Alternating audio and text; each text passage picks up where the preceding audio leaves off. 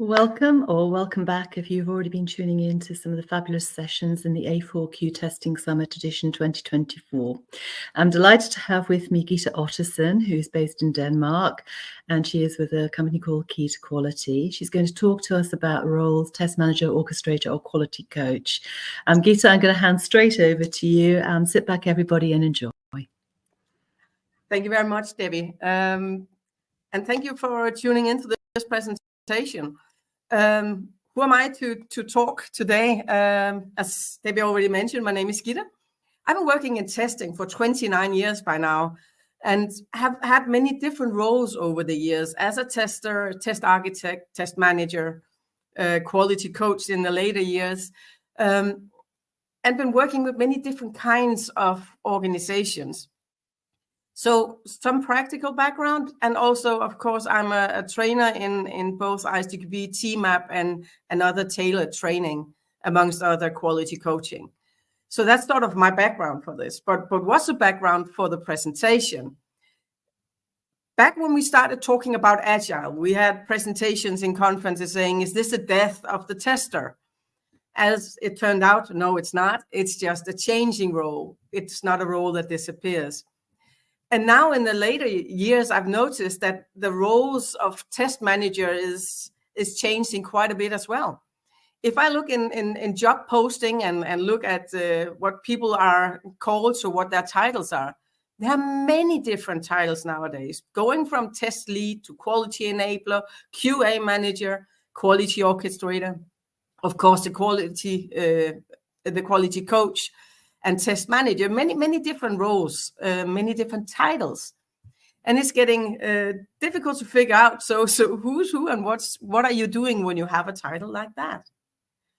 So I tried to dive into a couple of them, trying to see what are the differences and does it really matter? So what I've looked into is ISTQB's definition of the test manager.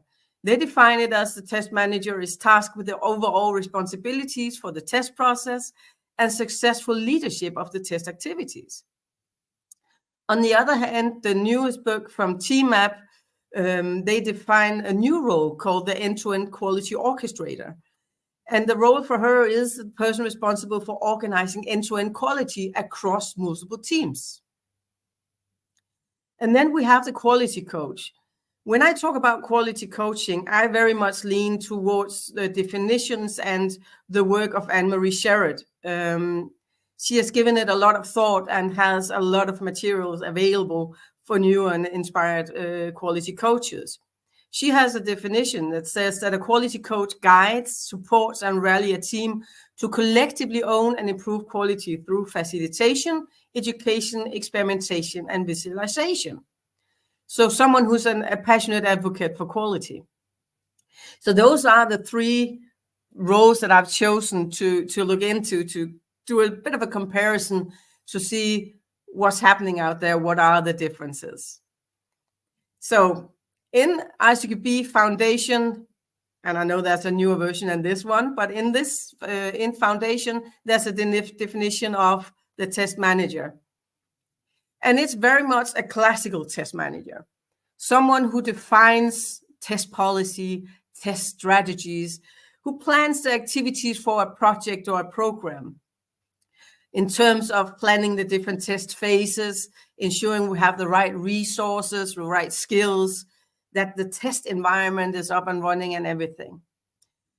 But it's also a profile that looks very much into her test team. How can I support my testers in developing their skills and their careers, ensuring that I have a team that has a sufficient skill set to work as testers in the project? When the project is up and running, she's responsible for monitoring and controlling test activities, not only executing test activities, but also the activities covering preparing everything, creating test cases, organizing the test plan, ensuring test data and environment, resources, and so forth. And of course, reacting if something doesn't go according to plan. Also, when the project is running, she'll be working with test defect management. She might not be the defect manager as such, but is tightly connected with that role, because we are the ones that report most of the defects, and we need to take care that both they are fixed, but also that we get retesting and regression testing done sufficiently. She has a responsibility for reporting progress as we move on, but also final reporting at the end of test phases and the end of a release and so forth. Sometimes in writing, sometimes in meetings. Infrastructure is often something that is, I think, actually, it's one of the biggest challenges for most of us test managers, to get the infrastructure up and running, to have sufficient and good governed test environment. But that's also one of our responsibilities. As a test manager, you measure. You need to measure in order to monitor. You need to measure in order to control and report. Defining the metrics and implementing the metrics is a part of the test management skills. Supporting the projecting tooling related to testing is necessary as well, whether it's test automation, whether it's supporting CI/CD, tools for test design, creation and governance of test data, or so forth. That's a part of the test management work. But I'm also, as a test manager, an advocate for quality. I share testing perspectives with relevant stakeholders. I try to support my team and my organization best possible way in becoming better in testing quality assurance. When necessary, I can be the one initiating analysis and design and implementation of test cases. So when I know the scope, got to figure out what members of the test team is going to do what, ensuring that we're getting everything ready in time. So that's sort of the test management role as I4Q defines it. In the book, Quality for DevOps Teams by Society in the Netherlands, which is the new definition of TMAP, there's a definition of a new role, a role that we haven't heard of before the book came out, called the end-to-end quality orchestrator. What is very specific about this role is that it is a role that leans very much into anything that is scaled in Agile in any way, whether it's safe or less or whatever brew you're working in. The end-to-end quality orchestrator is someone who's responsible for the quality across the different teams in the value stream, in the train, in the organization. So there's things that are borderlining something that sounds a bit like a test manager, ensuring the controlling aspects is defined, so create control on quality. Communicating what quality is, whether it's in dashboards, it's in meetings and demos, or it's in reports. So that's something a bit like what the test manager has as well, but very much focusing on transparency. And then something that's very crucial in any project, and especially, of course, in Agile, is the support to continuously improve the way we work. So continuous improving of the process. That is something that the end-to-end quality orchestrator is very much supporting. And also its responsibility has that as a main responsibility as responsible for the end-to-end quality.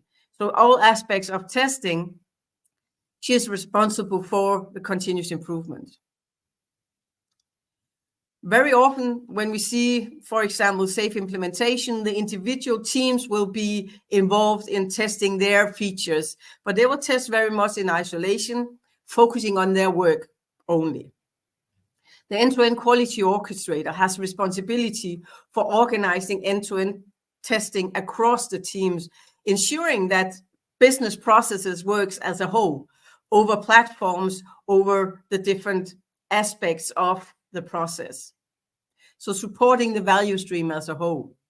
And that means that you, as an orchestrator, need to start up with having a good, solid stakeholder analysis, because you need to know who's your stakeholders, who can give you the necessary input into end-to-end quality orchestration, and into ensuring that the end-to-end processes are properly defined and we have the right knowledge to do end-to-end testing.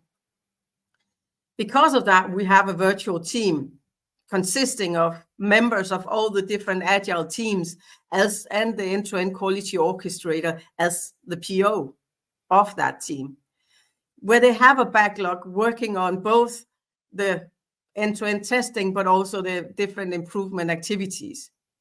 As a PO, you estimate the different activities, and you are a main owner of the backlog. That also means that because you have the focus across the different teams, you can support the preparation of different tooling that can support across the teams, so that we don't have islands of automation, islands of tooling and technology that supports only isolated teams, but not across the value stream.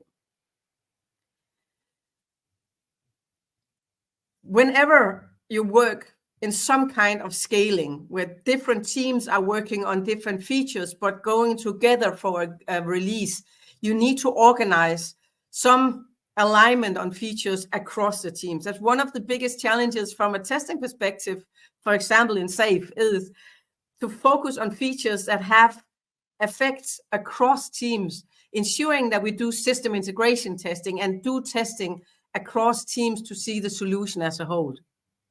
That's a part of the work of the end-to-end orchestrator.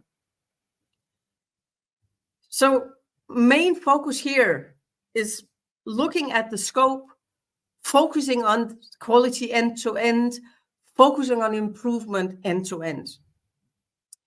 So there's a mandate, and there's a responsibility, there's deliverables. That brings us to the last of the three roles, the quality coach. This model is made by Anne-Marie Sherrett, and you can find it in the link I've added in the bottom of the slide. I use this as a foundation every time I discuss quality coaching, and also in our quality coach training. You see, this is very different. Here, we sort of focusing on being a change agent, supporting your teams in improving their way of working. So making roadmaps for improvement based on retrospective, supporting the improvement journey, giving feedback, receiving feedback on the improvements. You coach individual people in the teams. You coach teams as a whole. You might need to coach on a management level as well, in terms of testing practices and motivation and collaboration. You do mentoring. If someone is new in a role or needs support in a role, you can mentor individual people. As a quality coach, you might also go in and facilitate workshops, being a retrospective, root cause analysis, or maybe bigger workshops that are based on challenges that we need to improve on. So as a way of starting maybe some kind of process improvement, you will start with doing an interactive workshop. And there the quality coach can support the team by facilitating. So the facilitation skills are extremely important as well. There's actually also an aspect of research. In order to be able to coach and advise and consult, doing consultancy in the team, you need to know about testing. To be a quality coach, you need basic testing skills. You need to know about exploratory testing. You need to know about test techniques. You need to know about what is a good test case. You need to know about tooling. So you also need to keep track on what is happening in the world around us, researching on tools and techniques, different approaches to do test and quality assurance, because that is a basic part of your toolbox as a quality coach. You need to know stuff to be able to consult and support your team. That brings us to consultancy. That means supporting with practical problems, practical things that needs to be implemented, identifying the right metrics to measure on, develop new frameworks for ways of working, supporting tools implementation, and so forth. But also advocating upwards, outwards about test and quality. Being an advocate for quality is an extremely important part of being a quality coach. We are marketing specialists as well in terms of test and QA. So 3 very different roles. If we should compare just the basic of the test manager and the quality coach, this comes from Anne-Marie Sherrod as well. If you notice, the test manager develops a testing strategy for the team.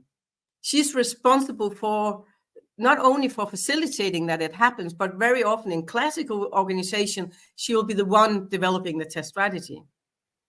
As a quality coach, you will facilitate the creation of the test strategy with the team, but the team creates the test strategy. As a test manager, you're responsible for the test activities, that they happen, that things progress as they're supposed to, that you go in and do controlling activities if they don't. If you're a quality coach, you enable test activities. You help the teams figuring out, how do we do testing? How do we do this the best possible way? But you're not responsible for it to happen. You don't have a delivery, where the test manager has deliverables. As a coach, you help, you enable, you facilitate, you mentor. So I don't expect you to sit and start reading this. This was just for fun, looking at the 3 different models. Where are the differences? So the test manager is very much a manager, very much someone who's responsible for delivering plans, ensuring that they happen. The orchestrator is somewhat the same, but not entirely, because she also has very much a role of supporting the teams in taking that responsibilities themselves. And the quality coach don't have that deliverable. They coach, they facilitate, they mentor. So some similarities, but also a lot of differences. So the thing is, do you have to choose? Do you have to choose a role? I want to be a test manager or a quality coach. No, I want to be an end-to-end orchestrator. I don't think so. Talking in food terms as a metaphor, don't see this as a menu in your pizzeria. You got to pick a pizza. See this more like a buffet. It's a buffet of work, a buffet of skills you need to have in order to best possible support your own team. So you don't have to choose one specific thing. You don't have to choose one column, one specific role. You pick and choose from the dishes on the buffet depending on your current needs. And that means you got to figure out whether you have the right tools and competences to your role. Let's face it, the guy on the picture here, he hasn't. You need to figure out what your needs are in terms of competences and skills. So look at your context. Are you in a waterfall? Maybe a V model? Are you in a Scrum team, Kanban team? Is it a hybrid? So you have waterfallish requirements, you have a waterfallish delivery to a customer in the end, but everything in between is agile. Or are you maybe in some version of Saves, Less, Spotify, or I took a picture of a quilt, because sometimes we make our own quilts. We make our own version of the development model that we want to use. Where are you? Understand what your context is. But context is so much more than just the development model. You need to figure out what you put in your toolbox, and there's much more in it. If you are in a customer vendor situation, if you are on a customer side, you've got a contract you need to adhere to. Have as well on the customer side. You have responsibilities on that side that might give you a mandate, but also give you limitations. The culture in your organization, what is possible, what is necessary. How do I make a role that best possibly fit into the culture we have? How does the rest of the organization look? What is the frames that we have in terms of organization? What domain are we in? I deliberately took that microscope because to remind myself that domain can be extremely can have a very different effect on the way of working. My latest assignment was in the medical industry. And in that domain, there's a lot of rules, there's a lot of regulations that you have to adhere to that limits the freedom you have as a test manager, that limits the ways you can tailor your way of working, but also your team competences. Do you have skilled testers or skilled teams who are ready to learn about testing and well, maybe already know? Or are you completely depending on random representatives from the business that you get depending on the feature? Someone who is not used to testing?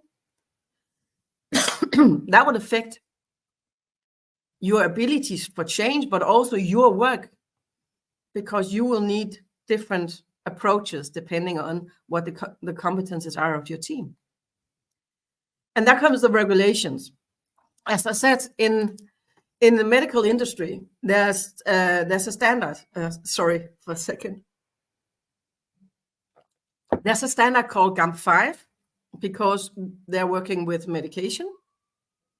And it puts very strict regulations on level of documentation, on test cases, level of traceability, demands for reporting. So something that will limit your freedom and actually will move you very much more over in the direction of a classical test manager. What tools do we have available? What is possible for you to, is it possible for you to change those tools, or is that what you have? You have to map your ways of working into a given tool that's already given. But also locations. Are you all sitting in the same room? Or are you all over the globe? Or just in different buildings? That will affect your ways of working. So all that, together with your development model, will affect the tool set and the skill set that you need in your role. So you need to create your dish. What do I need? And it's, if you notice some of the words here, it's not just something about testing. It's change management, critical thinking, but it's also exploratory testing. It's the voice model. It's knowing about coaching. It might be specific. If you're not strong in test design techniques, you need to look into those. You need to know about tooling. There's so many different things you might need depending on your context. So define your own context, figure out what is needed, and create your own dish. And the thing is, where do I learn from? There are many different ways of learning, and we are very different people. I learn very much from working together with other people, listening to others' experiences, seeing what they're doing. I'm very visual, but I'm also very kinesthetic. I need to get my hands dirty to learn. I learn less from sitting down and reading a book, which, by the way, is pretty funny because I have a huge library of testing books. And I do read them, but I learn the best from the connection with other people, hearing their experiences. So books is one way. And as I said, I got a lot of them and I keep buying them because I love testing books. But also from peers in the organization. My company is a consultancy, but we have a rule that once a week we work from the office, because sitting in the same room together, discussing current problems or issues, there's always someone that you can reach out to and discuss a problem with. So I learn a lot from my peers. Podcasts. I love listening to podcasts because most podcasts are also based on practice. It's based on practical experiences. That doesn't mean that I don't like theory, not at all. But I am a trainer in several different standards or aspects like TMAP and ISTQB, and I love that there are standards and theory that can be the foundation of my learning. But hearing how other people hear the war stories of how did I then do that? That's amazing. I love that.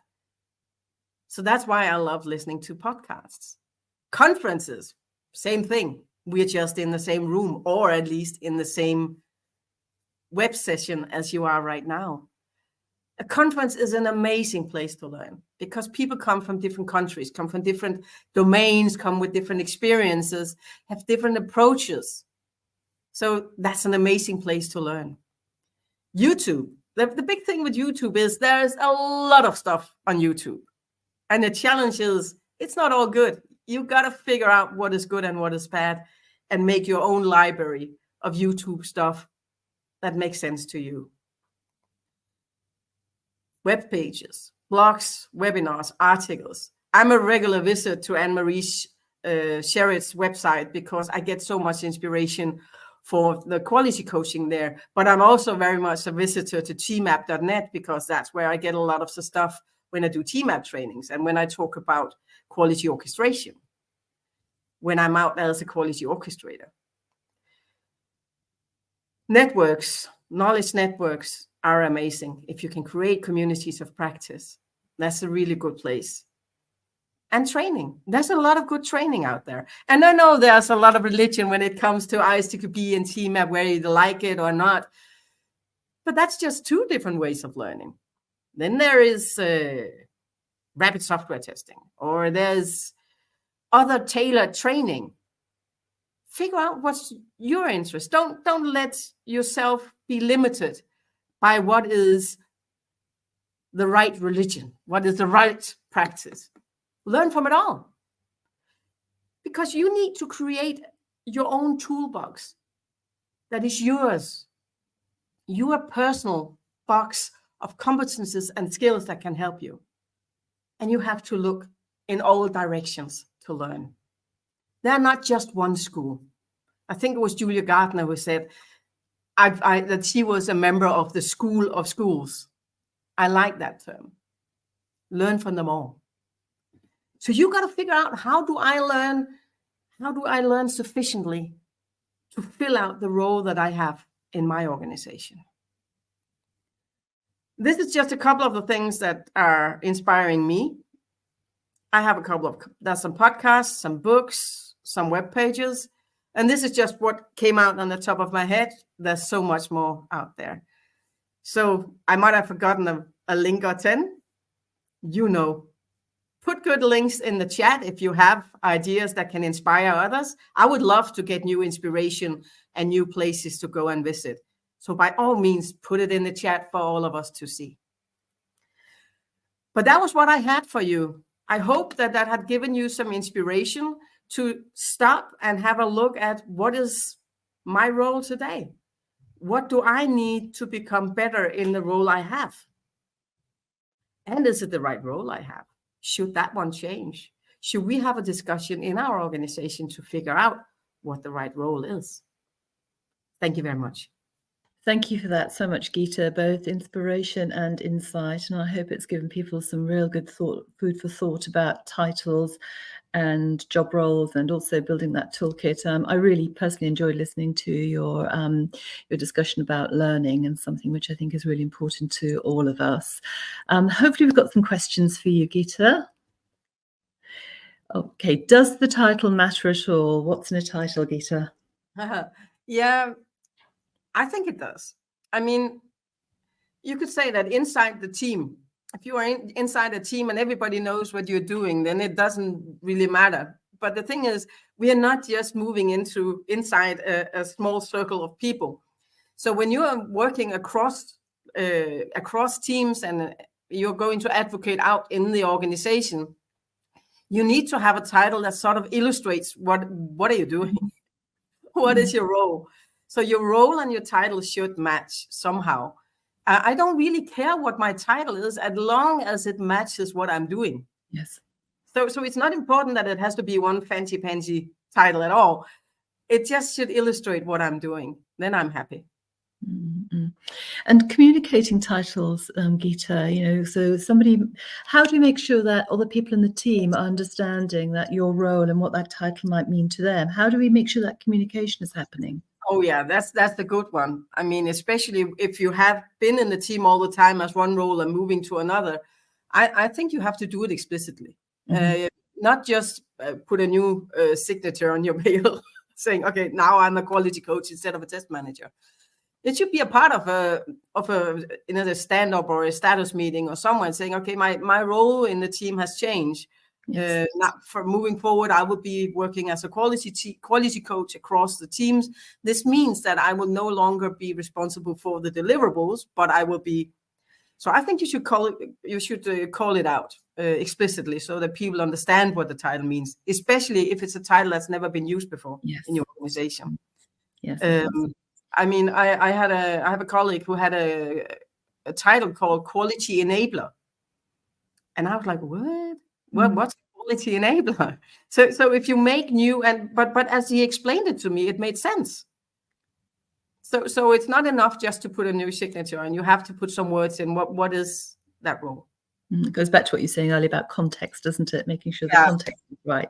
Yeah. Do we have some more questions here? Let's have a look. Organizations of different sizes have different needs. Are these roles more relevant in one context than another, perhaps? I mean, the classical test manager is, of course, in waterfall, bigger complex projects where you need formal deliverables, you need formal documentation. But a test manager could be just as relevant on a program where you have 5 different agile teams working agile, because you still have a responsibility for collecting a deliverable and doing some kind of delivery. You might have people sitting in the teams with testing competences that need support. So that could be a test manager. Or you could choose to go towards the end-to-end quality orchestrator. I think the end-to-end quality orchestrator is the one that I think is mostly in as long as you are agile and scale. Yes. Whether it's safe or less or Spotify or whatever you call it. But as long as you're scaling your agile, you need someone like an end-to-end quality orchestrator. I've had a lot of discussion when it comes to the quality coach. I had the question when we first communicated about our new quality coach training course from someone who was not in an agile context, who was in a classical waterfall. Said, but does it make any sense to me? Yeah, it does, because I mean, a lot of the coaching and the mentoring, the facilitation, change management, process improvement, you need that in waterfall and V model as well. You need that in big organizations and you need it in small. I mean, even though you're in just a small organization, you still need to do process improvement. Yes, absolutely. You still need to support the change management. So that role, I think, is very much across the whole, both waterfall, V model, safe, agile, whatever. It's just enabling other people to take ownerships of quality. Absolutely. I liked your analogy, just as a, by the way, with the buffet and the food and, putting what you need on your plate. I thought she inspired quite a lot of thoughts in me about, how to pick and choose the skills that are needed, but because it's food related, appeal to me very much.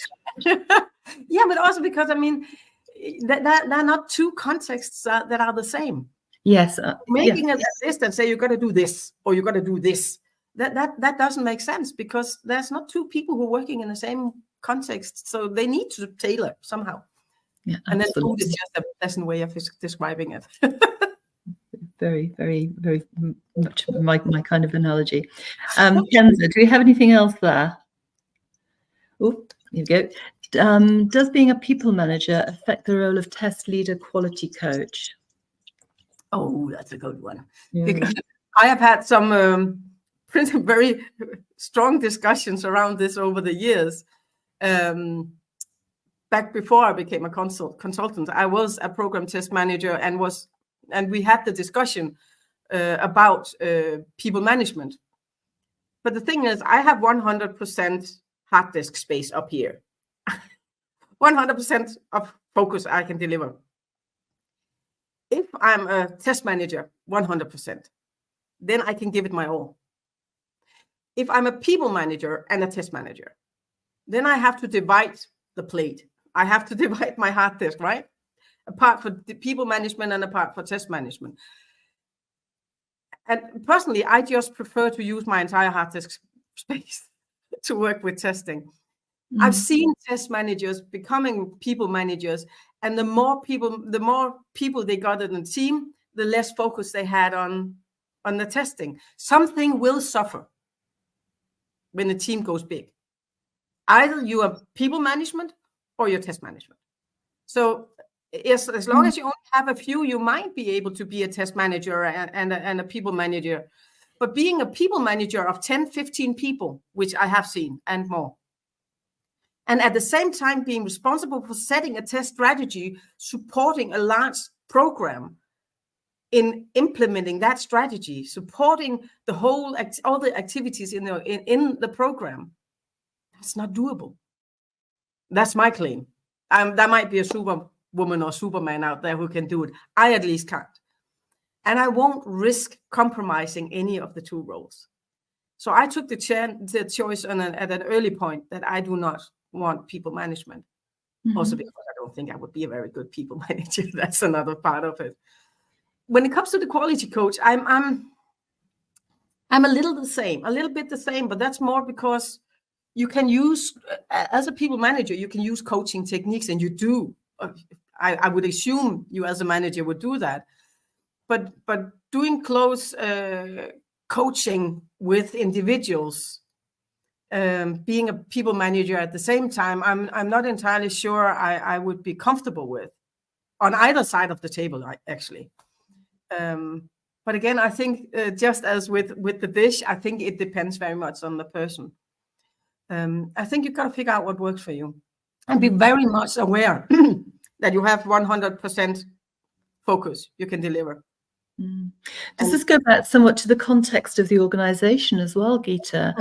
The actual team structure and, again, defining that role, what is the test manager doing in the organization and who else is doing what in the team? So I think there's lots of different contexts here to consider. Yeah, because I mean, if you, I have an example from a very, very big program where they had a program test manager who also had people management responsibilities, but she had what they call test coordinators. So she had a layer of test coordinators that went out on with someone focusing on performance testing, someone UAT, someone whatever, and did the implementation of the strategy. So she was more responsible looking outwards, yes, and they were looking downwards. And if you can have a split like that, then you might manage to do it. But if you are expected to get your hands dirty as well, down in the teams and supporting the teams with practical stuff, then you will have your hands full just being a test manager.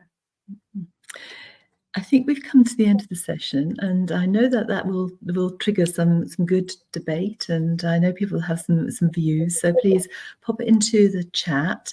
Can I say a huge thank you, Gitte, as ever, really, really inspirational and some good stuff in there, good insight. To everybody who's watching, please stay tuned for the next session, and don't forget that you can vote also for your favourite speaker. So a big shout out to Gitte. Thank you again. Thank you. Thank you very much.